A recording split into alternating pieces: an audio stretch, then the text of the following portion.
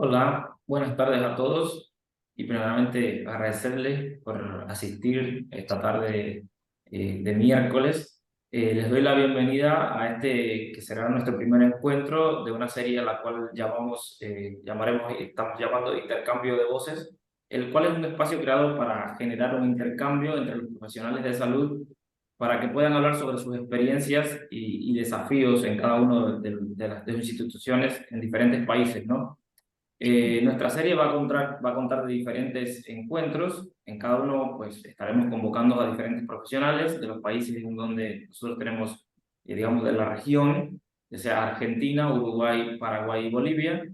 Eh, Ahora, mientras esperamos que se conecten más personas, pues les voy a contando un poco sobre nosotros, de Ley Científica. En la tarde de hoy yo voy a estar moderando este evento. Mi nombre es Alvin García y soy físico médico, especialista en aplicaciones clínicas para las tecnologías que proveemos acá desde DELEC Científica. Mientras que DELEC es una empresa abocada a lo que es la innovación tecnológica aplicada a la medicina.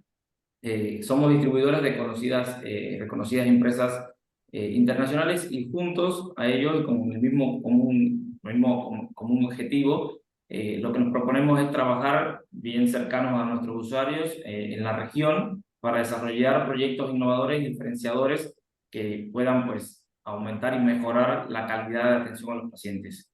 Como todos sabemos, recientemente, el 4 de febrero, conmemoramos el Día Mundial contra el Cáncer, y es por esto que en marco de esta fecha quisimos abordar para este primer webinar un tema que es muy importante, y que en la radioterapia está jugando un papel muy importante hoy en día, que es las técnicas de tratamiento radiante en la población más pequeña.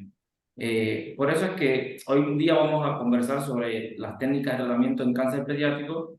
Para ello, pues invitamos a que nos acompañen en el día de hoy y compartan sus conocimientos y experiencias, puntos de vista a reconocidas profesionales de la radioterapia en el ámbito clínico de nuestra región.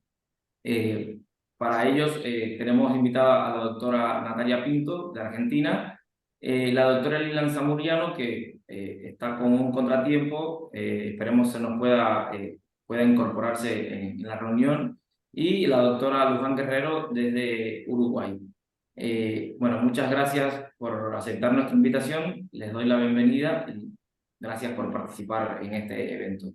Les recuerdo que, bueno, como habíamos acordado, las charlas, cada una va a tener un tiempo de aproximadamente 15 minutos, pero bueno, eso lo vamos a ir viendo a medida que vamos avanzando. Yo les voy a recordar cuando esté el tiempo para que así podamos dar el tiempo al resto. Eh, Así que, bueno, al final de la charla vamos a generar un tipo de intercambio con todos los participantes. Si tienen alguna pregunta, o sea, los participantes la pueden enviar en el chat y vamos a estar compartiendo todo esto con las doctoras. Así que, bueno, sin más, le doy la palabra a la doctora Natela Pinto, que es pediatra radiooncóloga, jefa de servicio de radioterapia del Hospital Garrahan en Argentina. Muchísimas gracias. Gracias, Alvin. Buenas tardes. Voy a compartir pantalla.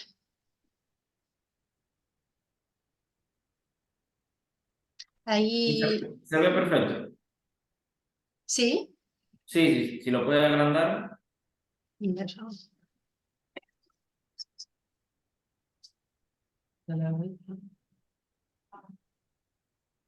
¿Ahí está bien? Está bien. Perfecto. Bueno, buenas tardes. Mi nombre es Natalia Pinto, soy radiooncóloga infantil. El tema que me tocó es leucemia linfoblástica aguda y técnicas de tratamiento vinculadas a esta patología.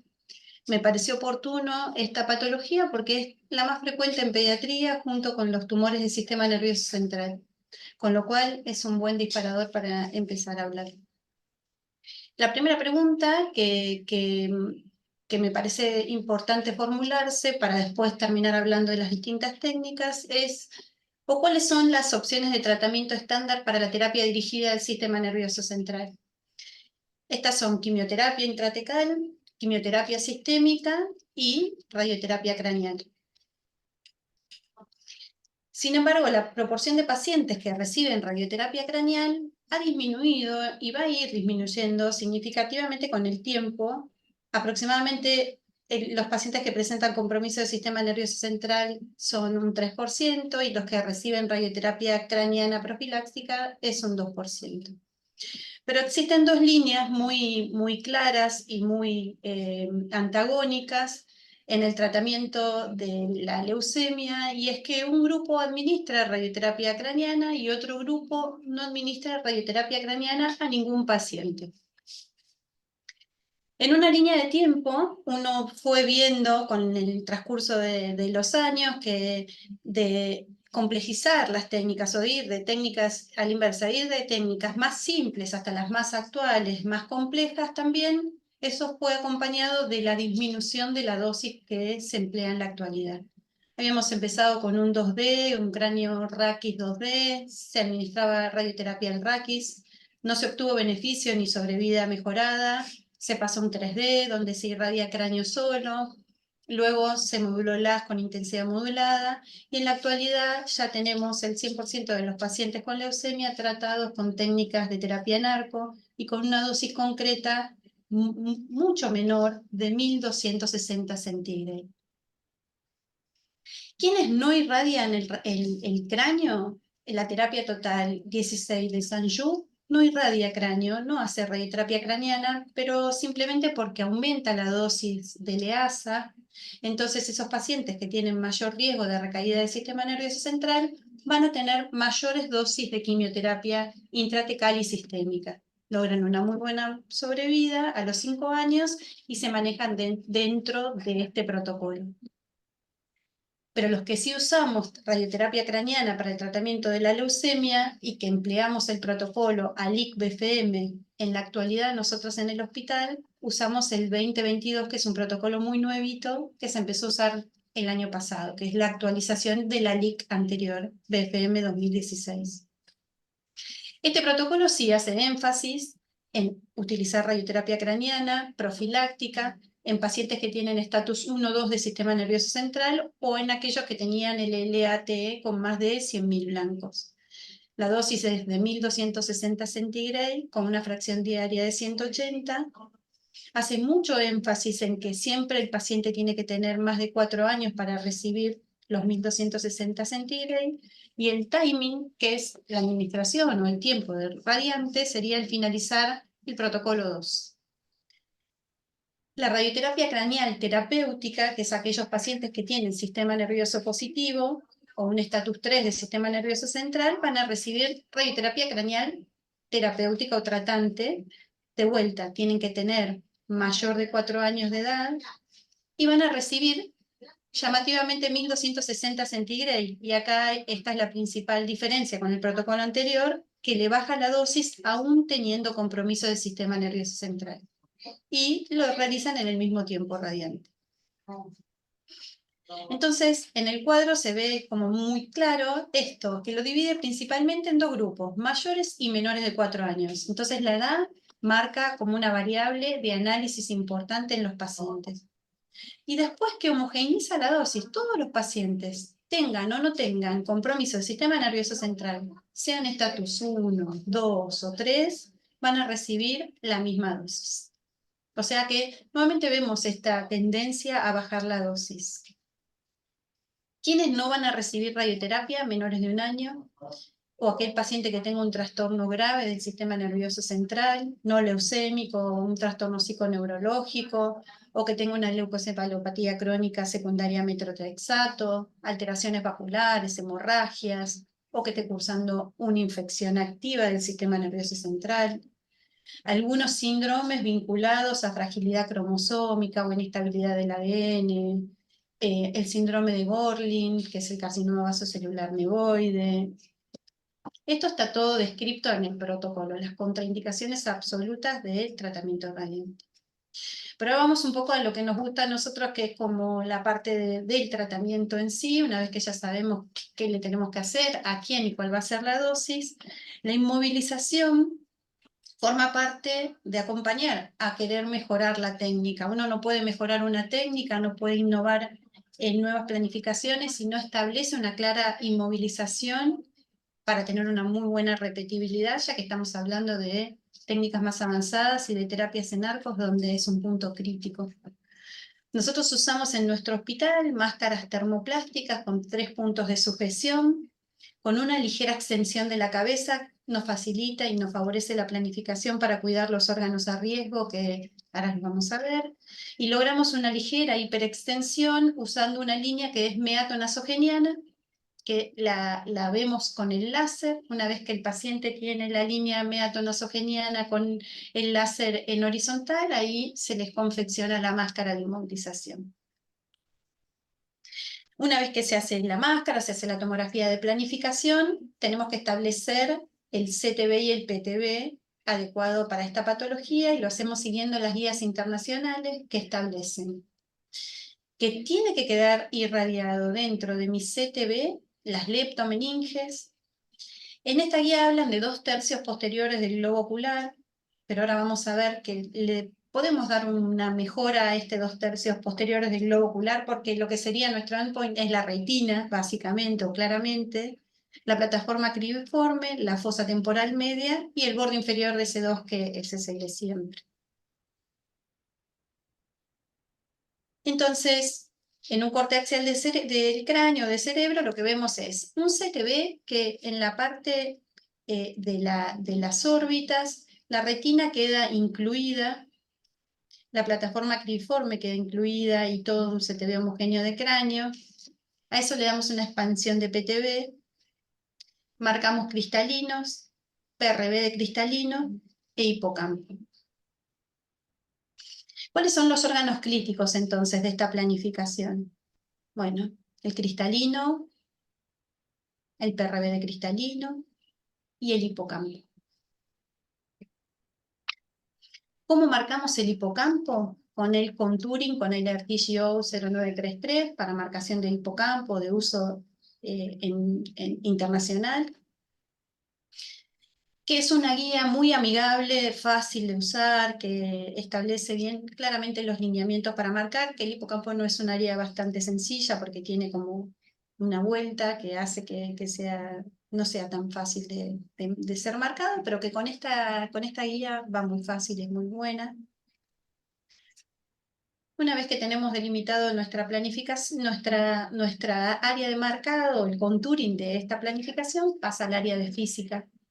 Y acá vino todo un proceso, ¿no? De un crecimiento que tiene que ir de la mano de este grupo multidisciplinario, donde los físicos tienen un punto de mucho trabajo en este avance en la planificación, que es lo descrito por la bibliografía.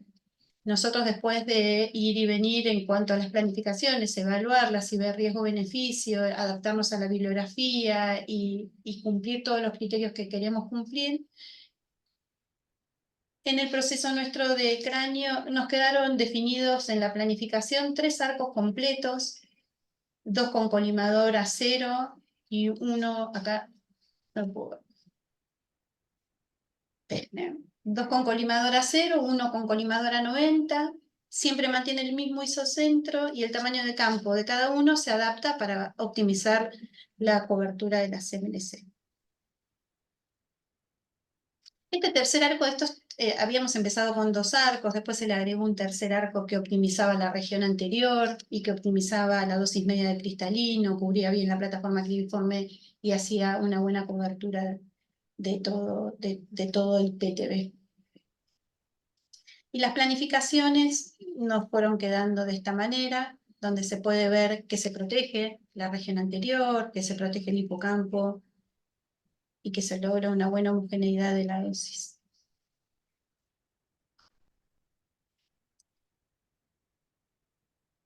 Esta buena homogeneidad de la dosis es muy importante, es un punto crítico porque uno, como en concepto general dentro de la terapia de nuestra especialidad, sabemos que no podemos proteger nada sin tener una buena cobertura de lo que queremos irradiar. Sin tener una buena cobertura del CTB y del PTB, uno no puede pensar que puede cuidar algún órgano a riesgo. En este caso, con esta planificación se logra una muy buena cobertura del PTB y del CTB y se logra bajar a las dosis aceptables al hipocampo, al cristalino y al PRB de cristalino. La dosis aceptable para nosotros, o la descrita también en la bibliografía, es entre 700 de promedio media para el hipocampo, menor en una dosis media en el cristalino de 500, o sí, una dosis media de 500, y no tener puntos máximos en el PRB. Y el PRB cristalino está definido porque como es un órgano móvil, nosotros también pasamos y fuimos evolucionando de marcar una cámara anterior del cristalino, una cámara posterior del globo ocular, pero entendimos que es mucho mejor el marcar y entender que el cristalino como órgano móvil necesita un PRB de cristalino y el cristalino como órgano a riesgo. Este es un artículo que habla de esto que estamos charlando y le da importancia en este artículo la terapia narcodebimat con una adecuada cobertura del PTB con una dosis media menor de 900 centígrados. Y la importancia de cuidar el hipocampo en pacientes pediátricos porque el hipocampo está vinculado con el área cognitiva y los resultados son prometedores en cuanto al índice intelectual o coeficiente intelectual y el área de cognitiva y de memoria en estos pacientes. Este es un artículo muy nuevito del 16 de enero de ahora, que también habla de la importancia de la protección del hipocampo y desarrolla posteriormente muy lindos resultados con respecto al área cognitiva. Y por último, bueno, ¿cuáles serían los efectos adversos de un paciente que va a tener tratamiento radiante? Es la cefalea inducida por la radiación, es un síntoma muy frecuente en aquellos pacientes que hacen holocráneo. Además de ser muy frecuente, también es un síntoma fácilmente controlable con AINES o en el caso de requerirse de dexametasona, pero yo creo que en mi experiencia podría decir que el 90% de los pacientes remiten la cefalea con el uso de AINES convencionales. Hay un síndrome descrito de apatía somnolencia que puede encontrarse de 4 a 6 semanas posterior a la radioterapia. Es importante hacer énfasis en decirle que a los padres que no se preocupen, que no es parte de una progresión de enfermedad o de su enfermedad, sino que es un síntoma esperable por el tratamiento que están haciendo. Déficits intelectuales específicos y no verbales. Y las personas con daño cerebral preexistente tienen un riesgo particularmente aumentado a desarrollar segundos tumores después de la radioterapia craneana completa. Sin embargo, un estudio retrospectivo del Sanju de 1.290 pacientes a 30 años, la incidencia acumulada de segundos tumores fue de 1.17%. Las alteraciones cognitivas están vinculadas con tratamiento radiante y se ve que son menores que con la quimio intratecal. Y el deterioro cognitivo está vinculado con la edad al momento del tratamiento radiante. Cuanto más pequeño es el paciente, más deterioro cognitivo. Como en todo, es la inversa de cuanto más pequeño el paciente, más tóxico es el tratamiento en muchos sentidos y en muchos órganos. En el deterioro cognitivo está fuertemente vinculado. Bueno, muchas gracias. Muchas gracias. Perdón. Gracias a usted, doctora, por excelente presentación. Les pido si tienen alguna pregunta o consulta respecto a la charla, doctora, las tengan ahí en mente, se las anoten, que al final vamos a volver sobre estas cosas. Ahora pasamos a escuchar a la doctora Luján Guerrero. La doctora se desempeña como oncóloga radioterapeuta desde el año 2005 en el Hospital Pereira Rosell y está mayormente focalizada en el tratamiento pediátrico y desde el año 2009 se desempeña como oncóloga radioterapeuta en el Centro Oncológico Norte del Hospital de Tacuarembó. Además, en el año 2008 realizó una pasantía de 6 meses de radioterapia pediátrica en la Universidad de Tel Aviv. Así que le doy la palabra a usted, doctor. Bueno, muchas gracias, Ale. Vamos a compartir pantalla, a ver si podemos. Un poco para aclarar, porque el Garrahan, tengo entendido que es pediátrico. Nuestro hospital, el Centro Hospitalario Pereira Rosell, es un hospital materno-infantil de todo el Uruguay, que engloba los tratamientos tanto oncológicos de mujeres como de niños.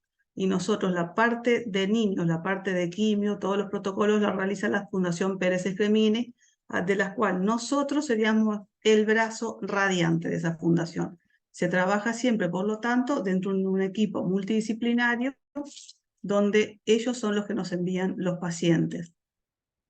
En cuanto al desarrollo, vamos a hacerlo un poco escueto, un poco la incidencia nacional del cáncer en Uruguay, los sarcomas, el sarcoma de Ewing, cómo se diagnostica, la clasificación, qué manifestaciones clínicas y los tratamientos.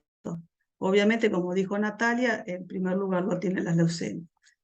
En nuestra población, que es muy pequeña, que no llega a 3,5 millones de habitantes, tenemos una incidencia anual de cáncer pediátrico entre los 0 y los 15 años de 100 pacientes nuevos por año. Este patrón de incidencia es similar a los de países desarrollados de Europa y de países de América del Norte. Y es uno de los lugares de América con menor casos de mortalidad por cáncer infantil. Eso todo fue aportado por la parte de estadística de la Fundación Pérez Escremini. En cuanto a la incidencia, estamos de acuerdo con Natalia, en primer lugar lo tienen las leucemias, segundo el sistema nervioso, linfomas, tumores óseos y así todas las patologías oncológicas pediátricas. Después tenemos la incidencia de sarcomas. Son tumores poco frecuentes y que afectan sobre todo a niños y adolescentes. La mayor proporción, el 31%, lo ocupan los radiomiosarcomas. El osteosarcomas ocuparía un 30 y algo, y el Ewing sería el tercer lugar. Y esta fundación recibe un promedio de 14 casos nuevos de sarcoma de niños. A pesar de la rareza, es muy importante por el tema de la mortalidad y las edades a las cuales se presenta, que son adolescentes. Son grupos como lo define la Organización Mundial de la Salud. Los sarcomas son los característicos tumores de células pequeñas, redondas y azules, que se pueden desarrollar en cualquier tejido del organismo y se definen más o menos 150 clases. Nosotros preferimos hablar un poco más, inclinarnos un poco más hacia el sarcoma de Ewing, que es el que nos ha llegado más pacientes en estos momentos, a lo largo de todos estos años. El sarcoma de Ewing es una neoplasia maligna que al momento del diagnóstico el 75% de los casos tiene una lesión focal y generalmente la clínica se desarrolla a partir de esa focalidad. Pero encontré un trabajo uruguayo publicado en el 2023 por el Departamento de Sanidad de las Fuerzas Armadas con colegas que también participan de la Fundación Pérez Escremini, donde tiene el caso de una chiquita de 6 años que a partir de un traumatismo desarrolla un tumor, desarrolla una patología en el miembro superior que se interpretó como una celulitis, fue tratada como tal y en la evolución fue agregando múltiples localizaciones. El caso está lindo e interesante, pero se nos va a extender mucho. Después la clasificación, así un poco someramente, tenemos el tumor de Ewing óseo, el extraóseo, el de NET, el tumor de Aschenberg, que cuando afecta la pared torácica, y el Ewing atípico. Ahora creo que una parte fundamental de todo esto es la manifestación clínica. El niño adolescente, generalmente como primer síntoma, el 90% de los casos presenta dolor, una masa palpable generalmente y a veces fiebre. Esto lleva a que el diagnóstico positivo de sarcoma de Ewing un poco se retrase, que sin querer expoliar el caso clínico que traemos, vemos que un poco esto influye ahí bastante. También puede tener un déficit neurológico por afectación de la columna vertebral o de los nervios periféricos, y en un 15% puede tener alguna fractura patológica. Acá tenemos la distribución, que es universal. El 41% de los casos se desarrolla a nivel de extremidades inferiores, 25% en pelvis, 16% en pared torácica y columna, 8%. En cuanto a las otras distribuciones, ahí tienen, más o menos son los que tienen menos proporción, cráneo, escápula. ¿Qué diagnósticos diferenciales? Que esto va a ser muy importante para el pronóstico del paciente. Primero, como les dije, generalmente se intenta pensar en una patología inflamatoria, quizás benigna. Nosotros ya por defecto pensamos en algo que puede ser malo, pero los pediatras comunes, que es el primer contacto que tienen con el paciente, piensan en una celulitis, una osteomielitis. Después los otros diagnósticos, ya afinando un poco, serían los radiomiosarcomas alveolares, los desmoplásicos, sarcomas sinoviales, osteosarcomas.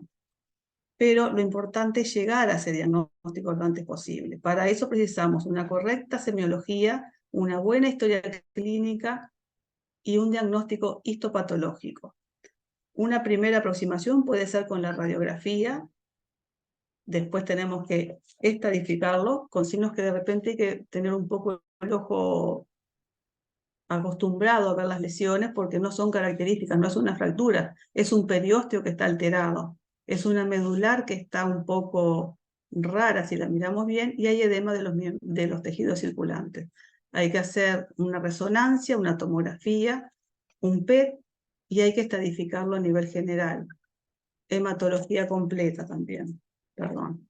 Hay que hacer un diagnóstico inmunohistoquímico con distintos marcadores como el MIC2, el CD99 y el MKX22. No me explayo mucho en esto porque, como les dije, somos un equipo multidisciplinario y toda la parte de diagnóstico y tratamiento en cuanto a quimio la realizan los hemato-oncólogos, los traumatólogos y toda la gente que está, imagenólogos, los que están formando parte del equipo. Una cosa importante es el diagnóstico genético, confirmar la translocación cromosómica del gen EWSR1 en el cromosoma 22 que se fusiona con el gen FL1 del cromosoma 11. El diagnóstico acá tenemos desde los más sencillos, la clínica del hueso, el periósteo pierde continuidad, se hace como desflecado, presenta imágenes de piel de cebolla y hay compromiso de los tejidos blandos. Acá justo quedó tapada la resonancia. En cuanto a los pronósticos, hice hincapié mucho en el tiempo desde que llega el paciente hasta que tenemos el diagnóstico positivo y empezamos el tratamiento oncoespecífico. Factores negativos, que tenga metástasis al momento del diagnóstico, que el volumen tumoral sea mayor de 200 mililitros y una edad mayor a 14 años. Y dentro de los positivos, que el paciente sea de sexo femenino, que se haga un diagnóstico lo más precoz posible antes del mes de los síntomas, que tenga alto conteo de linfocitos y que la lesión esté ubicada en un extremo distal de los huesos largos. En cuanto a los tratamientos, ¿qué tenemos para hacer? Tenemos tratamientos pre-quimioterapia, en donde la tasa de amputación era muy alta, era del 90% y la supervivencia de un 10%. En casos muy aislados se podía hacer cirugía conservadora del miembro. Ahora, ¿qué queremos lograr con el tratamiento? Un control local y una erradicación de la enfermedad sistémica. Para esto tenemos varias técnicas. Generalmente hacemos primero quimio, hacemos la cirugía y después podemos hacer radioquimio. Acá queda tapado, pero vemos que va bajando en cuanto a la cirugía, va bajando al 10% la amputación en el momento actual, va aumentando la conservación del miembro y la supervivencia aumenta al 60%. Acá también traje algunos papeles, pero que no da para desarrollar mucho porque es más que nada de la parte de quimio que la realizan los hemoncólogos. Están los los Children's Oncology Group, que hacen un tipo de quimio, de protocolo. Después tenemos el del grupo de Ewing, europeo de Ewing, que utiliza también trasplante de células madres, y el otro, el Ewing 2012. También hay uno de Albergo que analiza la radioterapia en las recurrencias locales. ¿Qué objetivo tiene la radioterapia? Puede ser definitivo, puede ser neoadyuvante, adyuvante, de rescate paliativo. Generalmente la radioterapia, si se realiza cirugía, va en la semana 15 del tratamiento, pero los pacientes se deben seleccionar como ser, por ejemplo, pacientes que tengan tumores no resecables, tumores parcialmente resecables con residuo macroscópico, inadecuadamente resecables con residuo microscópico o margen inadecuado. Los traumatólogos oncológicos están hablando más o menos de un margen de 4 centímetros. Los tumores de la pared torácica que tengan derrame pleural positivo y nódulos pleurales, y pacientes con compromiso linfonodal comprobado histológicamente. ¿Qué pacientes no van a recibir radioterapia después de la cirugía? Los que tengan resección ósea completa y de los tejidos de las partes blandas circundantes con márgenes adecuados. Esos no van a llevar radioterapia posoperatoria. Nosotros acá, nosotros es muy osado decirlo, el grupo que trabajamos en Pereira Rosell, junto con los de la fundación, lo que se utiliza el protocolo brasilero para tumores de la familia Ewing, donde los volúmenes de radioterapia con la selección que dijimos antes se determinan según el ICRU 5062. Como siempre, el GTB se hace el volumen de la lesión visible o palpable al diagnóstico o imagenológica. El CTB se le da un margen de 1,5 y el PTB se le da un margen como por las posibles variaciones geométricas o indecisiones. ¿Qué recomendamos? Que generalmente no se englobe toda la circunferencia del miembro superior para permitir el drenaje del miembro, para permitir el drenaje linfático de ese miembro y en lo posible no comprometer toda la articulación a no ser necesario, porque estamos comprometiendo el desarrollo del niño. Y cuando son huesos largos, tratar de dejar afuera las epífisis.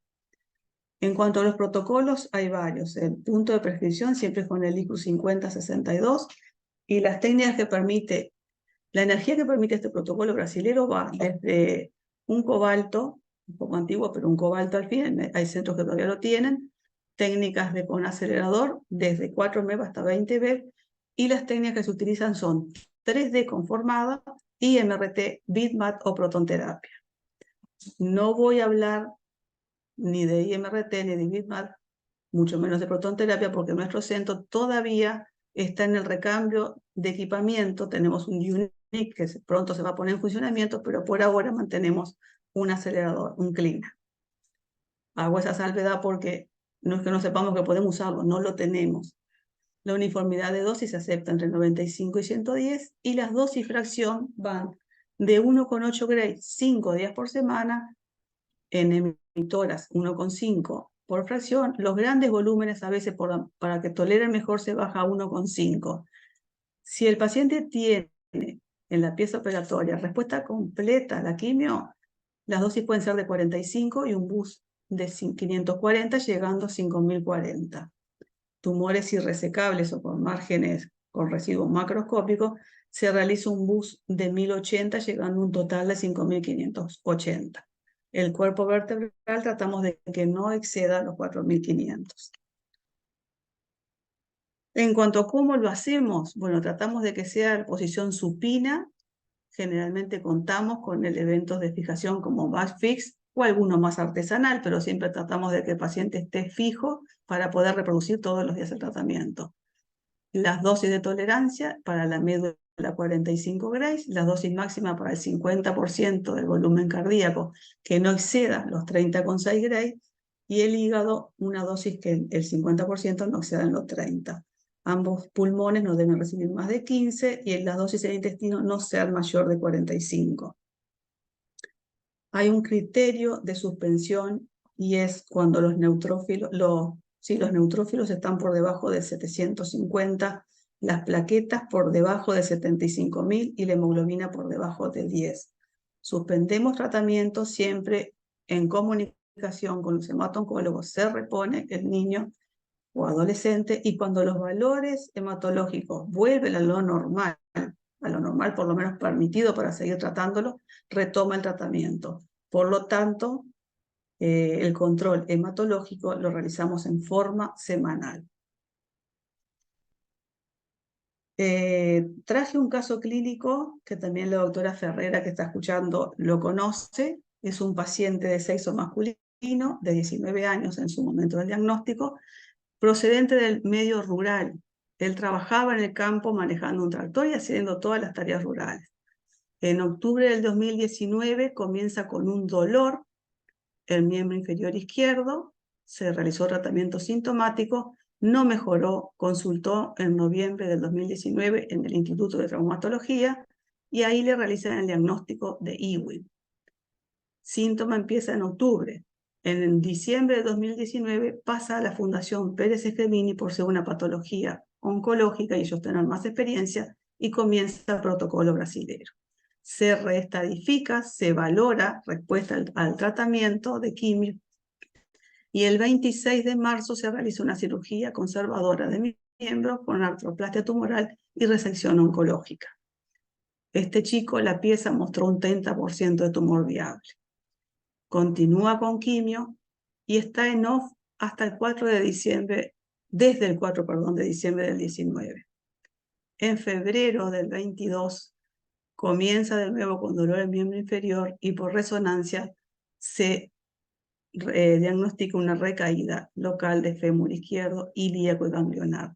El PET, que ahora después les voy a mostrar las imágenes, muestra en la región trochanteriana del fémur izquierdo una hipercaptación que sugiere problema neoproliferativo, lesiones nodulares hipermetabólicas en el sector posterior del fémur izquierdo, de probable naturaleza también neoplásica, y adenopatías y conglomerados inguinocrurales y pélvicos de aspecto secundario. Y un foco posterior en hueso ilíaco derecho que no permitió descartar malignidad. Se realizó biopsia de un ganglio y confirmó sarcoma de Ewing. Ahora un poco acá les quería mostrar, porque creo puede ser que haya estudiantes, de las imágenes diagnósticas. Como ven, una simple placa de tórax ve la discontinuidad del periósteo. La médula que está rara, no es normal, hay que mirarla bien, pero no es un hueso normal. Y hay edema de tejidos blandos. Acá tenemos, después de la valoración, como dijimos, después de la quimio, la valoración preoperatoria, estaba todo bien, había disminuido, se hizo la reconstrucción con una prótesis articulada. O sea, hecho no menor, el adolescente seguía manteniendo su miembro inferior y podía realizar sus tareas que tanto lo preocupaban. Este es el PET, donde se ve la hipercaptación a nivel de los ganglios, sigue captando ahí en fémur, y otra cosa más, pero que después la vamos a ver. Llega a consulta, hablamos, como siempre tenemos estrecho diálogo con la gente de la Pérez, hablamos y lo envían en julio del 2022. Ahí hicimos toda una anamnesis, un examen físico y constatamos una cicatriz que llega desde la rodilla hasta la región inguinal. A ese nivel tenía un conglomerado ganglionar de 5×5. Como ya era mayor de edad, tenía 20 años en ese momento, se le explicó tratamiento, efectos secundarios, firmó consentimiento y realizamos la tomografía de planificación con los elementos de fijación que contábamos en ese momento. La planificación se hizo en un sistema MIRS que nos permite hacer fusión de imágenes con las resonancias, y el tratamiento se realizó, como hablábamos hoy fuera de pantalla, en un Clinac 600.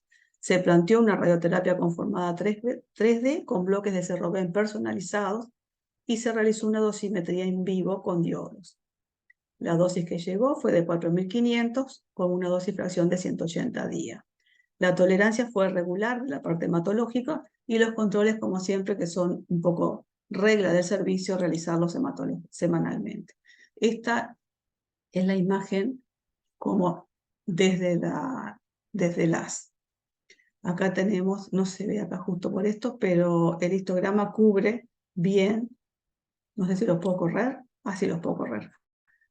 Cubre totalmente la zona, se había marcado recto, vejiga, todos los órganos, testículos, porque un adolescente grande, y bulbo peniano, para tratar de proteger todo eso. Este chico siguió en controles, nosotros seguimos a través de la parte de imagenología, fuimos varias veces con la doctora Ferreira al departamento de tomografía y resonancia, vimos las imágenes con los imagenólogos y no quedaba claro si esa imagen que se seguía viendo a nivel inguinal era necrosis, era persistencia o progresión. Se siguió analizando hasta que el PET del 3 de noviembre del año pasado, del 2023, muestra una persistencia de las lesiones de mayor tamaño y número que los estudios previos y aumento del metabolismo de la lesión focal, que no sé si recuerdan, en el PET diagnóstico anterior ya se veía por debajo de la prótesis cierta captación tibial superior. Estaba recibiendo el 6º ciclo de CMF con topotecan y asociaba una trombosis venosa profunda por compresión. Estaba en tratamiento. Se le planteó entonces un tratamiento paliativo a nivel del tercio superior de tibia, no a nivel ganglionar, porque el equipo consideró que ya estaba, que no le iba a aportar mucho. Se explicó tratamiento, efectos secundarios y firmó consentimiento. Como siempre se realizó la tomografía de planificación, se utilizó el mismo planificador MIRS y se realizó en el mismo equipo que tenemos. La dosis que se hizo radioterapia conformada 3D con bloques de CRB personalizados y la dosis fracción fue de 4.500, 180 días. Este chiquilín, acá tienen el PET que trajo al diagnóstico donde se ve el gran edema, la gran infiltración que tenía este miembro con respecto al otro y la captación a nivel del tercio superior de tibia.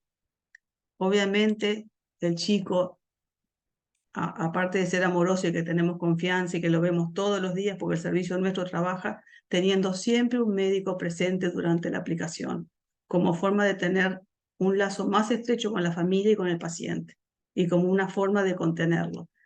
Se realizó tratamiento, los voy a volver a correr, y se llegó también, se cubrió toda la dosis, pero fuimos viendo que en el correr del tratamiento no veíamos mejoría. O sea, veíamos que ese edema no bajaba, la piel estaba muy tensa. Se le hizo otro ecodoppler, no mostraba trombosis, o sea que ya planteamos con la gente de la fundación un compromiso del celular subcutáneo.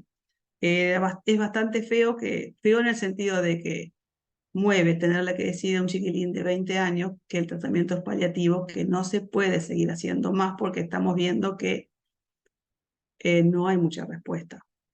Igual se le volvió a tratar con el equipo de psicología, pero el tema es que el niño a febrero del 2024 sigue en controles con la PRS Cremini, pero no mejoró. Lamentablemente esto progresó. De acá lo que podemos sacar como positivo, si es que lo hay por verle algo, es que el niño fue tratado, el adolescente fue tratado y contenido por un equipo multidisciplinario, donde están los oncólogos, los patólogos, los imagenólogos, los psicólogos y los asistentes sociales. Este niño vuelve a su lugar rural.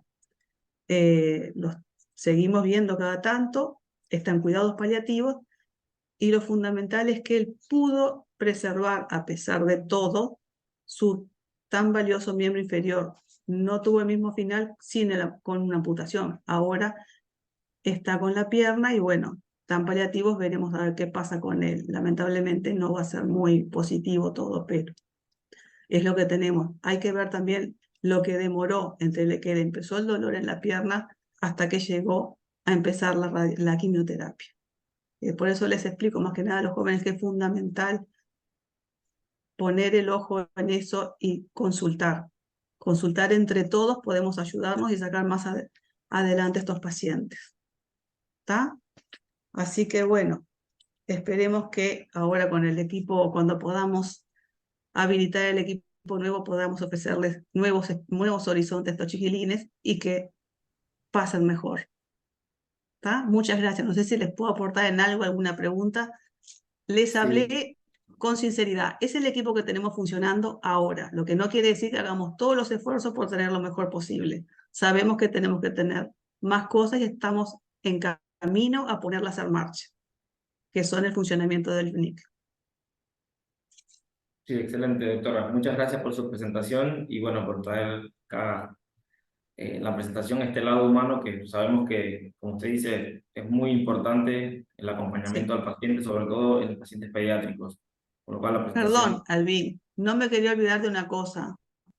Tengo que agradecerle a Daniela y a Florencia, que sin la ayuda de ellos no podía llegar a terminar la presentación, a la doctora Ferreira y al doctor Alejandro de Rosa, que son los que se quedan cuando yo no estoy. Como les decía, el equipo nuestro trabaja con un médico siempre que el niño está dentro del equipo.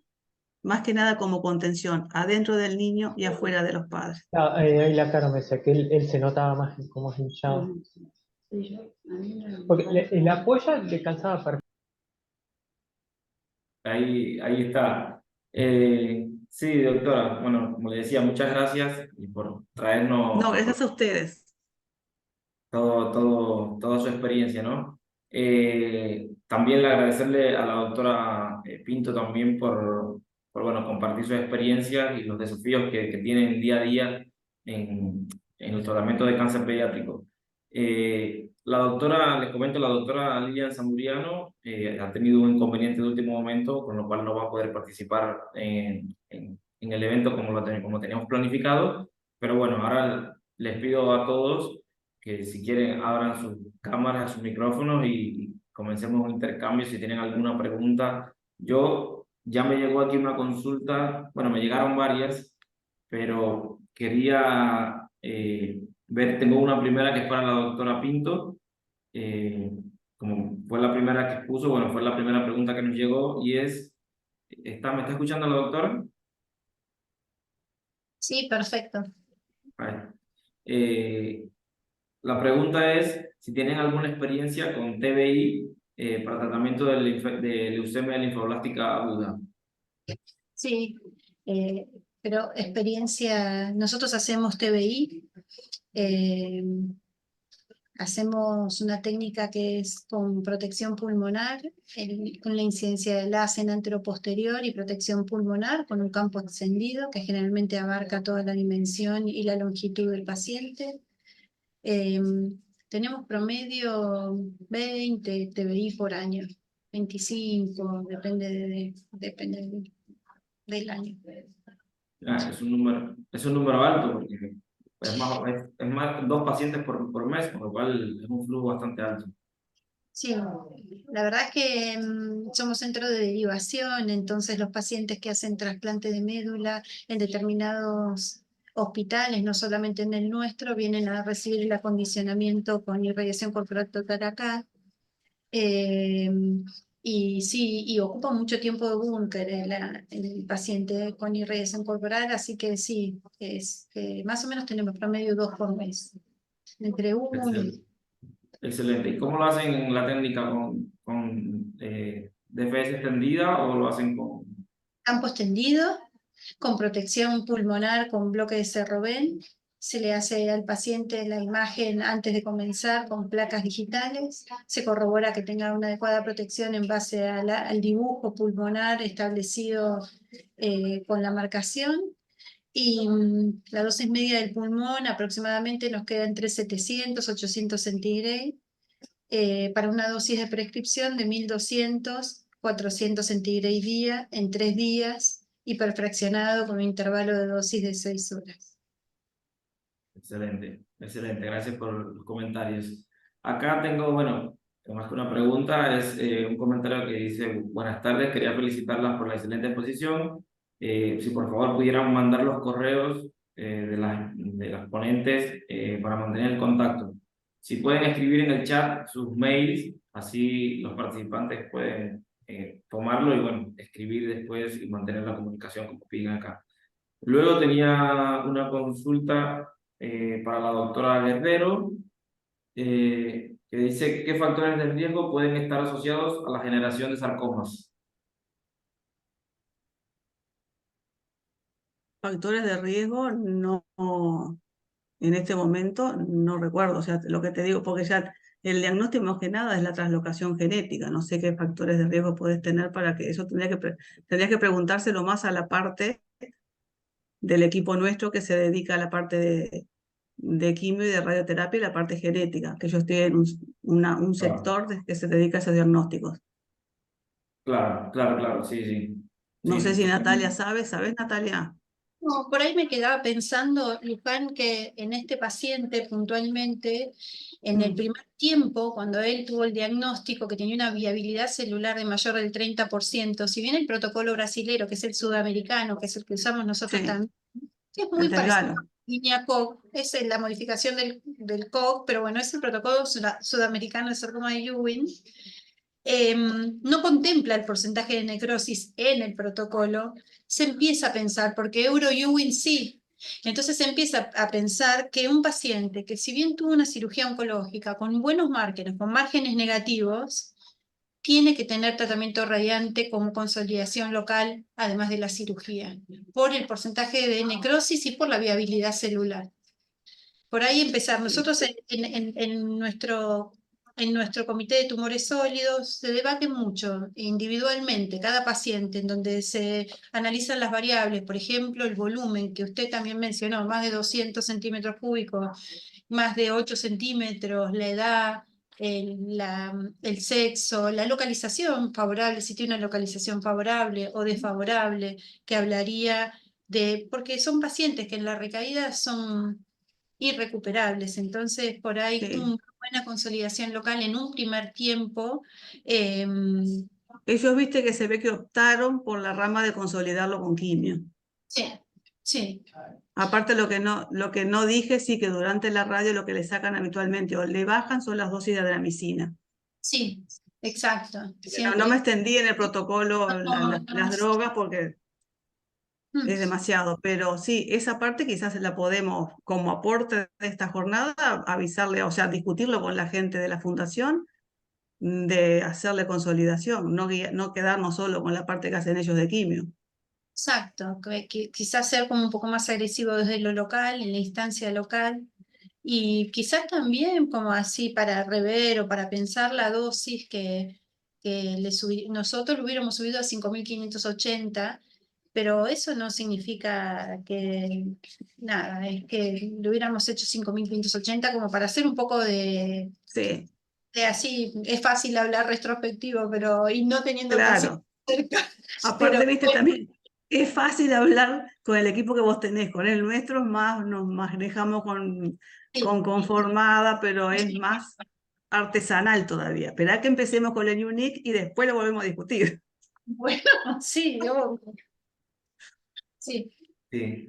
Excelente. Acá tengo otra consulta que, bueno, es como para abrir también un poco el debate, que me gustaría, que estoy viendo, veo que está conectado también el doctor Cristian Porrato, el doctor Zimmerman, que los conozco, si quieren comentar también, son bienvenidos al debate. Y la pregunta era que si consideraban que los profesionales necesitan alguna preparación especial como para atender los pacientes pediátricos. sí, sí.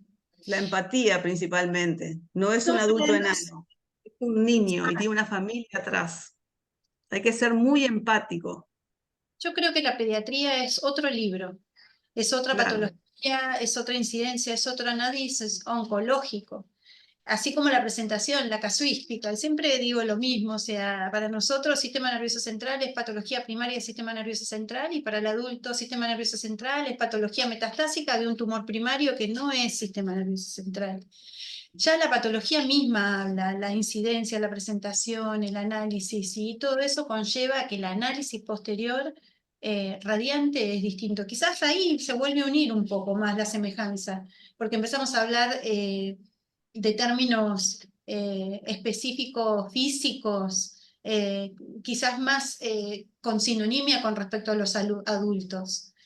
Pero el análisis anterior, cuándo irradia, quién irradia, las dosis, los protocolos son distintos, son específicamente pediátricos. Sí, la formación en pediatría en Argentina, no sé, Luján, cómo están ustedes, pero nosotros acá en Argentina no hay una formación pediátrica específica. No, acá tampoco. Acá, salvo los cursos que hacemos por fuera, algunos que tenemos más inclinación por pediatría, el posgrado sale como radioterapeuta general. Por eso yo ni siquiera osé ponerme pediátrico, porque no, soy oncólogo radioterapeuta. Estoy más enfocado en pediatría en Montevideo, en el interior hago lo que venga. Pero, Claro. viste, no hay un oncólogo pediátrico. Y por lo que yo he visto en reuniones con la gente del Gallup, tampoco hay en muchos países de Latinoamérica un grupo pediátrico específico. No sé si hay, estaría bueno de repente que a nivel de las cátedras lo propongan Mm. y que lo propongan con una formación, digamos que medio estricta, medio se hace, no vengo a llenar el número porque tengo que pasar por pediatría. No, tenés que pasar y comprometerte y ver si te gusta o no te gusta, y a partir de ahí decidir. Sí. Porque Claro. es bravo, no es solo el niño, es el niño que se está formando, es la familia que está viendo un niño que no tendría que estar enfermo y está enfermo. Hermanos que quedan desatendidos porque el que tiene que precisa más atención es el que está enfermo. Es todo un contexto que, por eso te digo, tiene que ser multidisciplinario en todas las áreas, hasta en asistencia social. Claro, y aprovechando este último comentario que hizo la doctora Guerrero, quería preguntarles desde su punto de vista, ¿qué creen ustedes? Podrían compartir, ¿qué se puede mejorar en la comunicación, digamos, con los padres de estos niños que padecen estas enfermedades, ¿no? Porque sé que es un momento difícil para todos, pero bueno, esta comunicación con los padres, ¿cómo creen ustedes que se podría mejorar? ¿Qué consejos le darían ustedes? Y volvemos con la misma frase trillada del equipo multidisciplinario. Aparte tenés tantos padres de alto nivel social, como tenés padres que de muy bajo nivel social, a los cuales se le hace más complicado llevar un niño, porque nosotros también hacemos TBI, después de un trasplante a una vivienda donde no tiene las condiciones, ¿viste? Entonces, más allá del soporte psicológico, es el soporte en todo, ¿entendés? Otro de repente que tenga otros medios también obviamente tiene un hijo enfermo. Y hay que dar soporte a la familia como núcleo. La familia, al niño, a los hermanos. Los hermanos pasan a ser muchísimas veces, no sé si vos no lo ves, Natalia, el segundo que se toca en la familia. Estamos todos, obviamente, encarando el tema del que está enfermo, pero el otro también tiene un hermano enfermo. Y muchas veces hemos tenido esos problemas con la familia, que como que dejan a uno al que está sano, como que fuera culpable de estar sano, y se enfocan al enfermo. No sé, Natalia, si no te ha pasado eso. Sí, viste, con el cuidado de los cuidadores. El cuidado de los cuidadores Claro, paliativos es como este capítulo tan importante donde forman parte de un sostén eh, que conlleva el acompañamiento y al transitar todo este proceso que empieza con probablemente o más frecuentemente con una cirugía, continúa con quimio, y cuando llegan a la instancia de consolidación local, ya vienen con todo un bagaje de un tratamiento recibido que también los vulnerabiliza mucho más. y Eh, creo que no nos debemos olvidar, Natalia, de a nosotros quién nos cuida, a nuestros técnicos quién los cuida, a nuestro físico, que hay que acercarlos más al equipo, que vean más los niños, porque a veces es fácil decir, esta unión de campo, movémela, estás muy alta. No, miralo adentro. Hay que humanizar un poco, Albina, a los físicos que entren más al equipo y que vean. O sea, yo sé que es chocante, pero a veces hay que verlo. Las realidades son del punto de vista donde los mide, desde el secretario que lo recibe en la puerta hasta forma la parte sala de espera, todo, de todo el flujo, todo este flujo de trabajo. todo. Nosotros, Desde el, físicos, médicos y técnicos, trabajamos todos en búnker con el paciente, todo mancomunado, ¿no? Somos sinergia de ideas todo el tiempo. Lo que mira el físico no lo mira el médico nunca, lo que mira el claro, médico no lo mira el técnico, y eso forma parte de la multidisciplinaridad que es tan particular en nuestra especialidad y que por ahí no es tan frecuente en otras especialidades dentro de la medicina. claro. Aparte creo que todos, por más que vos digas, bueno, el físico no tiene que saber tanto de anatomía, pero de repente vos, yo no sé de carpintería, y miro un mueble y veo que tiene una pata torcida. De repente él mira como físico, como persona pensante, y se da cuenta de algo que de nosotros, por estar metidos en el tema, en el problema, no nos damos cuenta. Creo que todo el equipo tiene derecho a opinar y todas las opiniones son válidas. Hasta el del que le abre la puerta que te dice, el niño entró llorando, vino mal, la madre está mal. Todo creo que es un todo y como tal hay que tratarlo. No es un enanito, un adulto chico, ni pasa por esto y se va para la casa. No, lamentablemente se va con la enfermedad y todo el contexto familiar. Y nosotros también nos quedamos con el contexto pensando qué vamos a hacer. Porque mirá qué feo decirle a un chiquilín de 18 o 20 años, bueno, vamos a seguir fulanito, pero viste que era paliativo. Es espantoso, porque todos tenemos hijos, creo. Y el que no los tiene los va a tener. Es muy feo, pero tampoco se los puede dejar solo, no podés soltarle la mano. Sí, sí, sin duda la parte del acompañamiento emocional es importantísimo en todos los tratamientos de cáncer, pero sin duda el pediátrico es mucho más. Tengo un par de más de consultas acá, pero quería invitar a ver si alguno de los participantes se anima a abrir el micrófono y la cámara y hacer una pregunta directamente sin enviarla por el chat. No sé si algunos de los que están escuchándonos tiene algo para preguntar o incluso para colaborar también en el debate.